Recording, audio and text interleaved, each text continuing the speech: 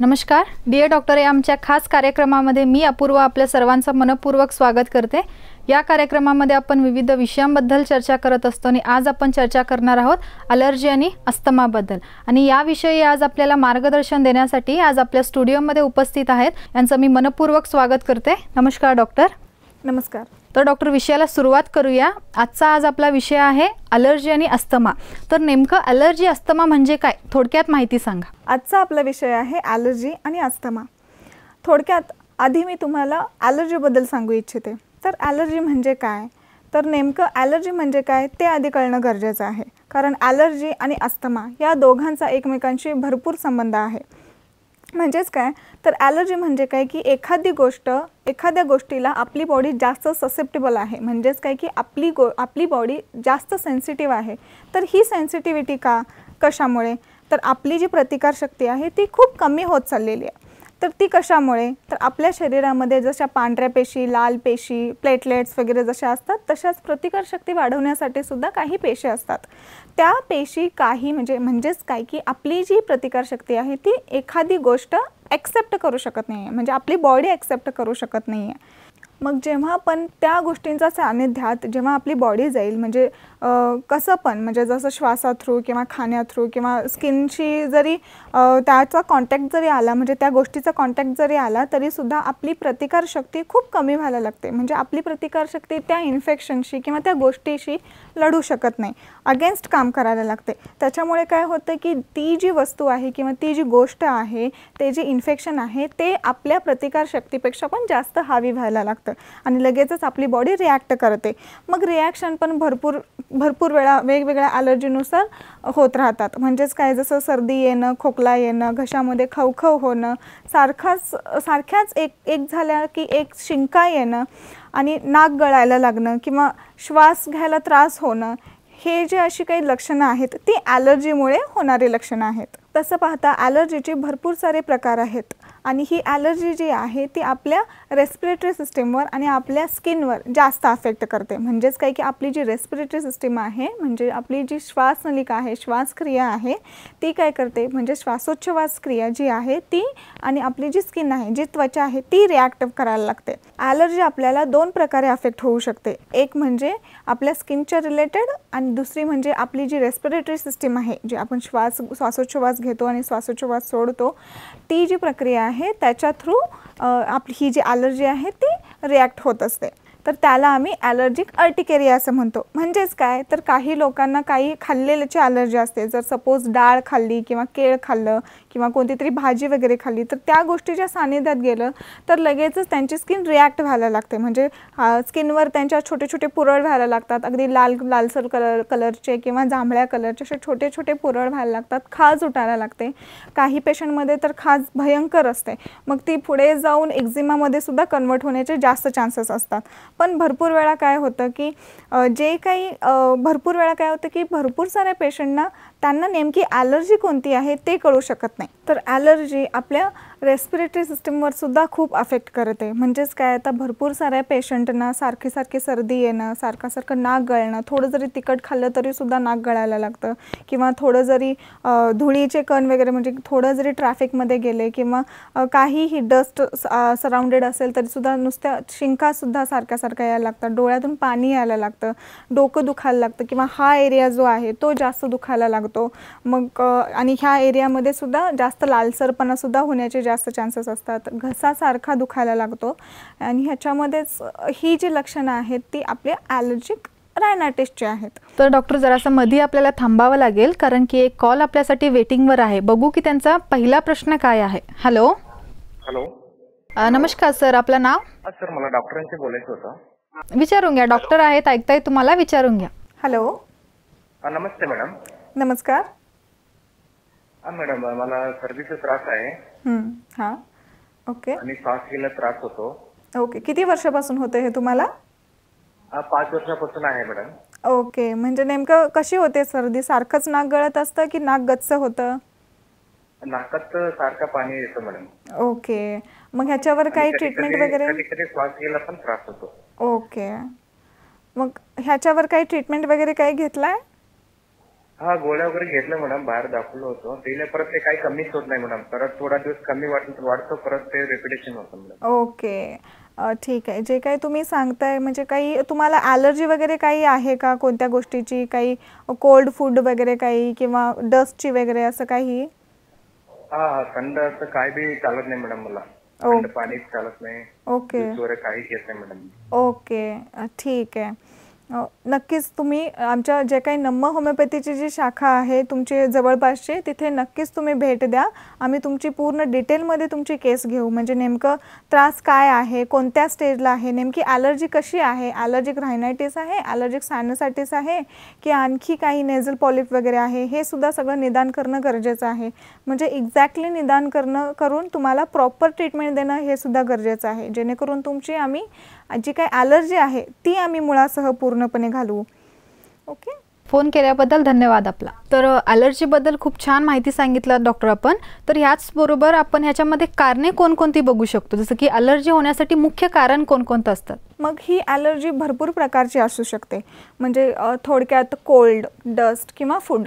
आता कोल्डमध्ये काय, तर थंड वातावरणामध्ये जरी पेशंट गेला तरीसुद्धा त्याला सर्दी येणं, डोकं दुखायला लागणं, डोळ्यातून पाणी येणं असं व्हायला लागतं. किंवा कोल्ड एअरसुद्धा, अगदी संध्याकाळचं वातावरण किंवा सकाळचं जे वातावरण असतं एकदमच थंड, किंवा हिवाळ्याच्या दिवसात जास्त सारखं नाक गळायला लागतं, किंवा काहीतरी कोल्ड ड्रिंक खाल्लं किंवा कोल्ड फूड खाल्ले वगैरे, आईस्क्रीम किंवा दही जरी खाल्लं किंवा कोल्ड पाणी जरी पिलं, फ्रीजमधलं जरी बॉटल बंद जरी पाणी पिलं तरीसुद्धा पेशंटला लगेचच सर्दी व्हायला लागते. म्हणजेच काय की त्या पेशंटला कोल्डची ॲलर्जी आहे. ती जी गोष्ट आहे ती त्यांची बॉडी ॲक्सेप्ट करू शकत नाही आहे. त्या ठिकाणी त्यांचे जे अँटीबॉडीज आहेत ते वर्क करत नाही आहेत, त्याच्यामुळे त्यांची बॉडी रिॲक्ट व्हायला लागले. ह्याच्यामुळे काय होतं की सारखी सर्दी यायला लागते. दुसरं जे प्रकार आहे आपल्या ॲलर्जीचं ते डस्ट. म्हणजेच काय, आपण श्वासाथ्रू जे काय घेतोय, म्हणजे साधी डस्ट, धूळ आपण म्हणतो, ट्रॅफिकची धूळ असू द्या किंवा घरातली धूळ असू द्या, अगदी झाडू काढताना वगैरे सुद्धा, झाडू मारताना सुद्धा जी काही धूळ येते त्याच्या थ्रूसुद्धा आपल्याला म्हणजे आपली बॉडी लगेचच रिॲक्ट होते. शिंकासारख्या यायला लागतात, सर्दी यायला लागते, घसा एकदम बसायला लागतो, म्हणजे घशामध्ये खरखर व्हायला लागते, हे डस्टमुळे. किंवा समजा कुणाला तरी स्मोकिंगची सुद्धा ॲलर्जी असू शकते. अगदी साईडचा माणूस कुणी पण स्मोक करायला लागला तरीसुद्धा, दूर जरी असेल तो तरीसुद्धा स्वतःला म्हणजे त्या पेशंटला श्वास घ्यायला सुद्धा त्रास व्हायला लागतो. अगदी परफ्यूमचा स्मेलसुद्धा त्यांना सहन होऊ शकत नाही, किंवा जे काही रूम फ्रेशनर्स आहेत त्याचासुद्धा स्मेल सहन होऊ शकत नाही. अगदी अगरबत्ती किंवा धूप आपण लावतो त्याचासुद्धा स्मेल अजिबातच सहन होत नाही. लगेचच त्यांना डिफिकल्टी टू ब्रीदिंग व्हायला लागतं, म्हणजेच काय की श्वास घ्यायला भरपूर त्रास व्हायला लागतो. आणखी तिसरी ॲलर्जी जी आहे ती फूड. जसं मी थोड्या वेळापूर्वी म्हटले की काहीतरी खाल्ल्यामुळं आपली बॉडी रिॲक्ट होते. तर काहींना काय होतं की शेपूची भाजी किंवा मेथीची भाजी खाल्ल्यामुळं जसं अर्टिकेरिया होतं, किंवा जसं पुरळ वगैरे उठायला लागतात, किंवा काहींना केळी वगैरे खाल्लं तरीसुद्धा लगेच सर्दी जाणवते, काहींना ॲपल खाल्लं तरीसुद्धा लगेचच सर्दी जाणवायला लागते, किंवा काहींनी कारलं खाल्लं तरीसुद्धा घशामध्ये खवखव व्हायला लागते. म्हणजेच काय की फूड, जसं कोल्ड, डस्ट आणि फूड, ह्या तिन्ही माध्यमातून आपल्याला ॲलर्जी होण्याचे जास्त चान्सेस असतात.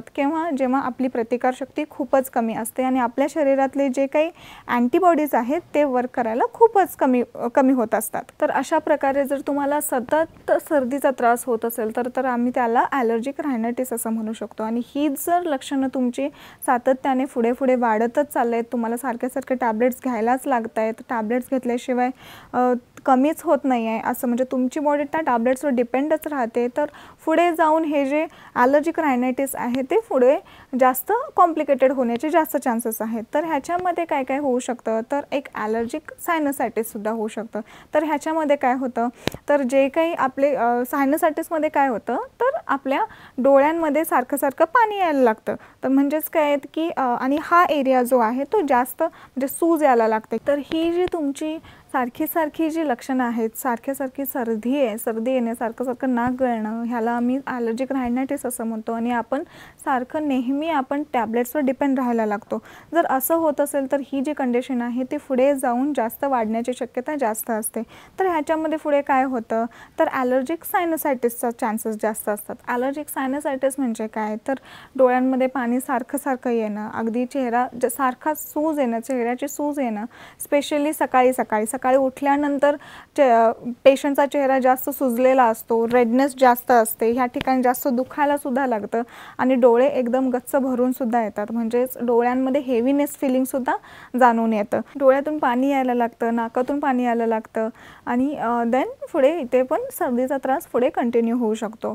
दुसरं जे आहे ते नेझल पॉलिप. म्हणजे काय, तर नेझल पॉलिप म्हणजे काय, आता तुम्हाला ऐकून माहिती असेल की बाबा नाकाचं हाड वाढलं किंवा नाकामध्ये मांस वाढलं आणि ऑपरेशन करायला पाहिजे, ऑपरेशन करून घेतलं, सारखी सर्दी येते, ह्याला आम्ही नेझल पॉलिप असं म्हणतो. म्हणजे ह्या ज्या एरियामध्ये जे एक्स्ट्रा मासची ग्रोथ होत असते, अनवॉन्टेड मास ग्रोथ जी होते त्याला आम्ही नेझल पॉलिप असं म्हणतो. जेव्हा पण म्हणजे हा जो इथे ह्या एरियाला जे काही एक्स्ट्रा अनवॉन्टेड जी ग्रोथ होते त्याच्यामुळे आपली बॉडीसुद्धा रिॲक्ट होते. म्हणजे सारखी सर्दीसुद्धा येणं, श्वास घ्यायला त्रास व्हायला लागतो. मोस्टली काय होतं की रात्री झोपल्यानंतर नाकाने श्वास घेण्याच्या ऐवजी तोंडाने श्वास घेतला जातो अगदी, त्याच्यामुळे सुद्धा नेझल पॉलिप जास्त प्रमाणात वाढण्याचे चान्सेस आहेत. भरपूर वेळा ह्याला ऑपरेशनचे सुद्धा सजेशन केलं जातं. भरपूर पेशंट ऑपरेट करून सुद्धा येतात. म्हणजेच काय की जे काही एक्स्ट्रा ग्रोथ वाढलेलं आहे ते ऑपरेट केलं जातं, म्हणजे ते कट करून काढलं जातं. पण काही दिवसानंतर पुन्हा तो नेझल पॉलिप वाढतो, म्हणजे पुन्हा ते मास वाढायला लागतं, पुन्हा आणि काही दिवसानंतर त्याचं ऑपरेशन केलं जातं. म्हणजे हे रिकरंटली ऑपरेशन होतं आहे, पुन्हा तो नेझल पॉलिप वाढतो आहे, मास वाढतं आहे. हे कंटिन्युअसली का होतं आहे, तर नेमकी तुमची ॲलर्जी हे मूळ कारण आहे. तुमची जर एकदा ॲलर्जी बरी झाली तर मग तो नेझल पॉलिप पुन्हा येणार नाही. नेक्स्ट म्हणजे टॉन्सिलायटिस. टॉन्सिलायटिसमध्ये काय होतं, तर जे काही आपले टॉन्सिल्स असतात ते टॉन्सिल्स त्याची सूज येणं किंवा त्याच्या अराउंडिंग सूज येणं, त्याच्यामुळे काय होतं पेशंटला की सारखं गिळायला त्रास व्हायला लागतो, सारखी सर्दी व्हायला लागते आणि आपल्या घशामध्ये कोरड पडायला लागतो, घशामध्ये खरखर व्हायला लागते. त्याच्यामुळे भरपूर पेशंटना तुम्ही बघितलं असणार आहे, अगदी लहान मुलांना लहानपणीच त्यांचे टॉन्सिल्स काढले जातात. पण हे का, टॉन्सिल्स काढल्यामुळं आम्ही उलट हे जे असे आजार आहेत, ॲलर्जिक रायनायटिस, ॲलर्जिक ब्रॉन्कायटिस, ह्या अशा आजारांना आपण निमंत्रण देतो आहे. तर हे जे टॉन्सिल्स आहेत ते नेमकं काय करतं, त्याचं मेन फंक्शन नेमकं काय आहे, तर ॲक्च्युली जे काही आपल्याला इन्फेक्शन होणार असतील, म्हणजे ज्याची ॲलर्जी वगैरे आहे, आता समजा डस्ट वगैरे आहे, त्या धुळीपासून जे कण येतात छोटे छोटे, त्याच्यापासून जे इन्फेक्शन होणार आहे ते इन्फेक्शन आपले जे टॉन्सिल्स आहेत ते तिथेच थांबवले जातात. ते इन्फेक्शन पुढे जाऊ देणार नाही आहे, हे मेन फंक्शन आहे. जर आपण टॉन्सिल्सच काढलो तर मग हे जे इन्फेक्शन आहे ते उलट पुढे वाढत जातं आणि पुढे जाऊन ॲलर्जिक ब्रॉन्कायटिसमध्ये किंवा दमामध्ये सुद्धा हा तुमचा ॲलर्जीचा आहे आजार तो पुढे कन्वर्ट होऊ शकतो. तर डॉक्टर, माझा पुढचा प्रश्न विचारण्याआधी आपला एक कॉलर रेडी आहे जे की वेट करतायत नवीन एक प्रश्न घेऊन. बघू की त्यांचा काय पुढचा प्रश्न आहे. हॅलो. हॅलो, नमस्कार, तुमचं नाव? नमस्कार सर, डॉक्टरांशी बोलायचं होतं मला. हो नक्की, डॉक्टर ऐकताय तुम्हाला. तुमचा जे काय प्रश्न आहे विचारून घ्या. हॅलो. हॅलो, नमस्ते डॉक्टर. नमस्ते. मी श्रुतिका निखाडे बोलते, औरंगाबादहून. ओके. माझ्या आईला अस्थमाचा त्रास आहे गेली 10 वर्ष. ओके. आणि त्यांना ते पंप वगैरे पण वापरायला दिलेलं आहे. ओके. पण तरी पण थंडीच्या दिवसात वगैरे खूप त्रास होतो त्यांना, म्हणजे त्याच्यावरती काही उपचार असू शकतात का कायमस्वरूपी? हो हो हो. तुमच्या आईंचं वय काय आहे? आता जवळपास 60 आहे. 60 वर्ष आहे. ओके. ह्याच्यावर उपाय आहे. आमच्या इकडे नम्म होमिओपॅथीमध्ये तुमचा जो अस्थमा आहे तो पूर्णपणे बरा होऊ शकतो आणि जो काही तुमचा पंपसुद्धा आहे तो सुद्धा पूर्णपणे आम्ही थांबवू शकतो. म्हणजेच काय होतं, एकदा पंप चालू झाला तर मग तुमच्या बॉडीला सवय लागायला लागते.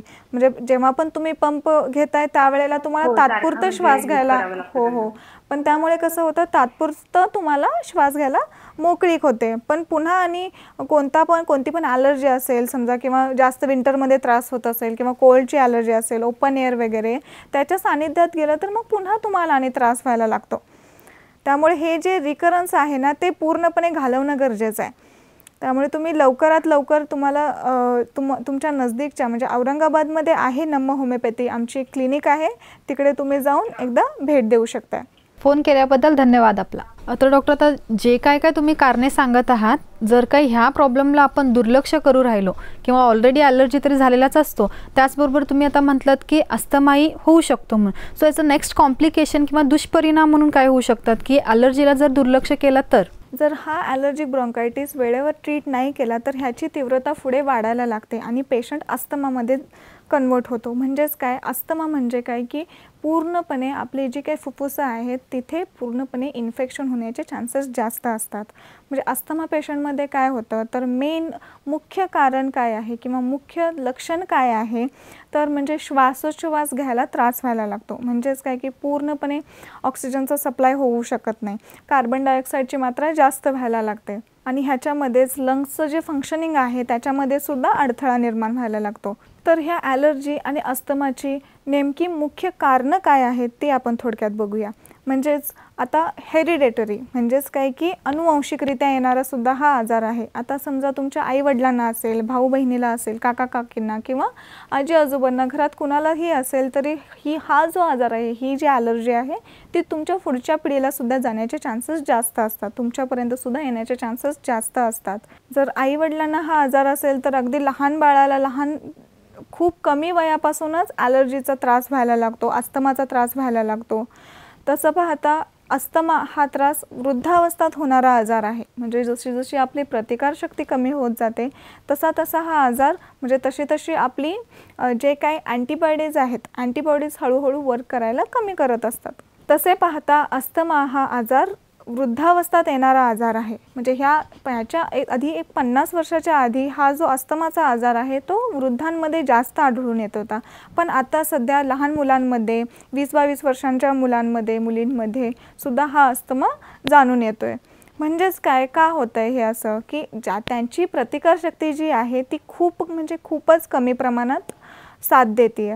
दुसरं मुख्य कारण म्हणजे ॲलर्जी मध्ये काय होतं की जे काही आपली जी प्रतिकारशक्ती आहे ती आपल्याच पेशींच्या अगेन्स्ट काम करायला लागते आणि काही गोष्टींची आपली जी बॉडी आहे ती जास्त ससेप्टेबल व्हायला लागते. म्हणजे काही गोष्टी जसं मी सांगितलं कोल्ड, डस्ट किंवा फूड ह्या गोष्टींच्या सानिध्यात जर आपली बॉडी गेली तर त्या गोष्टी आपली बॉडी ॲक्सेप्ट करू शकत नाही, लगेचच रिॲक्ट करते.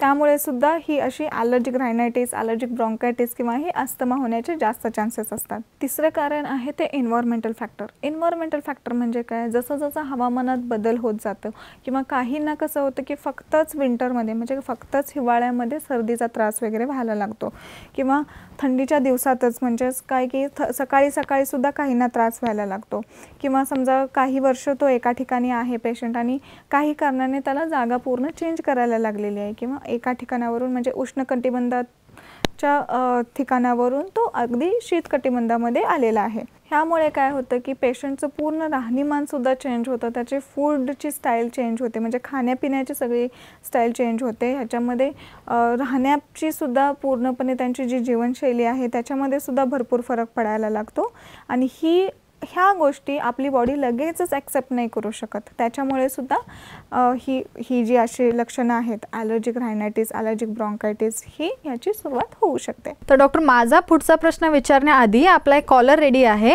जे की वेट करतायत नवीन एक प्रश्न घेऊन. बघू की त्यांचा काय पुढचा प्रश्न आहे. हॅलो नमस्कार, तुमचं नाव? हा नमस्कार, मला मॅडमशी बोलायचं, डॉक्टर मॅडमशी. हो नक्की, डॉक्टर ऐकताय तुम्हाला, तुमचा जे काय प्रश्न आहे विचारून घ्या. हॅलो. हा नमस्कार मॅडम. नमस्कार मॅडम, मी राघव बोलतोय नाशिकहून. मला थोडा डस्टचा प्रॉब्लेम खूप आहे मॅडम. ओके. त्याच्यावर आपल्याकडे उपचार आहे का? ओके. केव्हापासून आहे डस्टचा प्रॉब्लेम, म्हणजे नेमकं काय होतंय तुम्हाला? 6 वर्ष झाली मॅडम. ओके. काय होतंय, शिंका येत आहेत, खोकला येतोय, श्वास घ्यायला त्रास होतोय? मॅडम शिंका फार येतात. ओके. क्लायमेट चेंज झाला तर खूप पाणी गळतं तसं. ओके. रस्सी बांधूनच जास्त फिरतो मॅडम. ओके. ट्रॅव्हलिंग वगैरे जास्त असते का तुमची? हो. ओके, ठीक आहे. ह्याच्यावर उपाय आहे आमच्या इकडे, आमच्या नम्म होमिओपॅथीमध्ये आहे, नक्की आहे. तुमची सगळी केस घेतली जाईल, म्हणजे नेमकं तुम्हाला कसा आजार आहे, काय आहे, लक्षणं काय आहेत, सिव्हिरिटी काय आहे तुमच्या लक्षणांची, ते सुद्धा सगळं बघितलं जाईल आणि देन तुम्हाला त्याच्यावर प्रॉपर ट्रीटमेंटसुद्धा दिली जाईल. ओके. बाहेर जसं मी मेडिसिन्स वगैरे घेतले ओके. काळापुरतच बरं वाटतं. हो. तो त्रास तसा नाही होणार ना आपल्याकडे? हो, नाही. तुमचा जो आजार आहे, तुमची जी ॲलर्जी आहे ती पूर्णपणे थांबली जाते, पूर्णपणे थांबवतो. म्हणजेच काय की तुमची जी इम्युनिटी पॉवर आहे म्हणजे प्रतिकारशक्ती आहे ती पूर्णपणे वाढवली जाते. डायरेक्टली तुमच्या प्रतिकारशक्तीसोबतच म्हणजे जे आमचे मेडिसिन्स आहेत ते तुमच्या प्रतिकारशक्तीवर ॲक्ट करतात, जे तुमचे इम्युन सेल्स असतात ना त्याच्यावर ॲक्ट करतात, जेणेकरून तुमची जी काही ती तुमची ॲलर्जी आहे ती पूर्णपणे घालवली जाते. म्हणजे तुम्हाला एकदा हा त्रास संपला तर तो सारखा सारखा उद्भवणार नाही आहे. फोन केल्याबद्दल धन्यवाद आपला. ह्या प्रॉब्लेमला आपण घरामध्ये कशा प्रकारे मॅनेज करू शकतो किंवा लाईफ लॉंग ह्या प्रॉब्लेमला सफर न करता होमिओपॅथीमध्ये कशा प्रकारे ट्रीटमेंट देऊ शकता तुम्ही ह्या आजारासाठी? थोडक्यात समजवायचं म्हटलं तर म्हणजे आमच्या इकडे म्हणजे नम्म होमिओपॅथीमध्ये आम्ही कशी ट्रीटमेंट देतो ह्या ज्या काही ॲलर्जी आणि अस्थमासाठी, तर नम्म होमिओपॅथीमध्ये एक आमची जी ट्रीटमेंट आहे ती ॲडव्हान्स्ड फॉर्म्युला म्हणजे ॲडव्हान्स्ड होमिओपॅथी जी आहे आमची, ज्याला आम्ही nano genetic constitutional homeopathic medicine असं म्हणतो. ही जी nano genetic constitutional homeopathic medicines आहे ह्याच्या थ्रू तुमचा आजार म्हणजे तुमची ॲलर्जी आम्हाला मुळापासून बरी करता येते. म्हणजेच काय की हे सुद्धा बघितलं जातं की तुम्हाला नेमकी ॲलर्जी कोणती आहे, नेमके सिम्पटम्स काय आहेत, त्रास काय आहे आणि तो त्रास किती वेळ राहतो, काय केल्यावर तुमची सर्दी जास्त वाढते, काय केल्यावर तुमची सर्दी कमी होते. फॉर एक्झाम्पल खोकलासुद्धा काय केल्यावर तुमचा वाढतो, काय केल्यावर सुद्धा कमी होतो सुद्धा. म्हणजे ह्या तुमच्या सिम्पटम्सचं ॲम्युलेरेशन ॲग्रेवेशन म्हणजे चढ उतारपणा हा सुद्धा अगदी सीझन वाईज म्हणजे उन्हाळ्यामध्ये कसा आहे त्रास, पावसाळ्यामध्ये कसा आहे त्रास, हिवाळ्यामध्ये कसा आहे त्रास, हे सुद्धा सगळं ऑब्झर्व करायला लागतं का जेणेकरून तुमचा जो आजार आहे तो आम्ही मुळासह पूर्णपणे बरं करू. तर हा जो nano genetic constitutional homeopathic medicine हा जो सिद्धांत आहे तो आम्ही कसा वापरतो म्हणजेच काय की नॅनो म्हणजे काय की सूक्ष्म म्हणजे मिनिमम म्हणजे आम्ही जे काही तुम्हाला डोजेस देणार आहोत तो एकदम मिनिमममधला मिनिमम डोस दिला जातो. म्हणजेच काय की जेणेकरून तुम्हाला कोणत्याही गोष्टीचा साईड इफेक्टसुद्धा होणार नाही, कोणताही डोस तुम्हाला हायसुद्धा जाणार नाही आहे. तर नॅनो म्हणजे काय की सूक्ष्म मिनिमम डोजमध्ये तुम्हाला ट्रीटमेंट दिली जाते. आणि देन म्हणजे जसं तुमचा आजार कसा आहे त्याच्यावर म्हणजे तुमचं लक्षणं कशी आहेत, तर तुमचा लक्षणांसोबतच तुमची मानसिकता कशी आहे ते सुद्धा बघितलं जातं. त्याच्यावरून तुम्हाला छोट्यातला छोटा डोस मिनिमम डोस दिला जातो. आणि देन जेनेटिक म्हणजे काय की जसं मी सांगितलं की जेनेटिक म्हणजे आनुवंशिकरित्या सुद्धा हा आजार येण्याचे चान्सेस जास्त असतात. त्यामुळे जे काही तुमचे जीन्ससुद्धा आहेत त्याच्यावर सुद्धा खूप इफेक्टिव्ह हे मेडिसिन्स आहेत. आणि देन कॉन्स्टिट्यूशन म्हणजे काय की पेशंटचं फिजिकल मेकअप कसं आहे, पेशंटचं मेंटली मेकअप कसं आहे, पेशंटचा स्वभाव कसा आहे, पेशंट दिसायला कसा आहे, पेशंट कोणत्या इमोशनला कसा रिॲक्ट करतो ते पण गरजेचं आहे. कारण प्रत्येक व्यक्ती प्रत्येक इमोशनला एक वेगळा रिॲक्ट करतो. म्हणजेच फॉर एक्झाम्पल आता राग आला तर माणूस कसा रिॲक्ट करतो. काही जण रागामध्ये रडतात, काही जण रागामध्ये ओरडतात, काही जण रागामध्ये मारतात, काही जण रागामध्ये शांत बसतात, काही जण जास्त राग आला तर झोपून टाकतात. म्हणजे नेमकं पेशंटला काय करावं वाटतं. इव्हन त्याच्या पेन्स जरी असतात म्हणजे त्याला जेव्हा त्रास होत असतो त्या कंडिशनमध्ये त्याच्या त्रासाच्या कंडिशनमध्ये पेशंट कसा असतो, कसा बिहेव करतो हे सुद्धा घेणं गरजेचं आहे. प्लस तुमची मानसिकता म्हणजेच काय की मानसिक ताणतणाव ह्याच्यासोबतच तुम्हाला मानसिक ताणतणाव काय आहेत हे सुद्धा घेणं गरजेचं आहे. किंवा काही सपरेशन वगैरे आहे का ह्याची सुद्धा अशा प्रकारे आम्ही इथे नम्म होमिओपॅथीमध्ये nano genetic constitutional homeopathic medicines हा जो फॉर्म्युला आहे ह्या फॉर्म्युला थ्रू तुम्हाला पूर्णपणे ट्रीटमेंट देतो. म्हणजेच काय की तुमचा आजार पूर्णपणे मुळासह घालवण्यासाठी मदत करतो. आज आपला कार्यक्रम संपलेला आहे डॉक्टर, आणि तुम्ही आज आपल्या कार्यक्रमामध्ये इतकी छान माहिती सांगितल्याबद्दल खूप खूप धन्यवाद आपला. नमस्कार. तर जर का डॉक्टरांशी भेट करायचं आहे म्हटलं तर दिलेल्या नंबरवर कॉन्टॅक्ट करून अपॉइंटमेंट वगैरे कन्फर्म करून तुम्ही भेट करून येऊ शकता. धन्यवाद.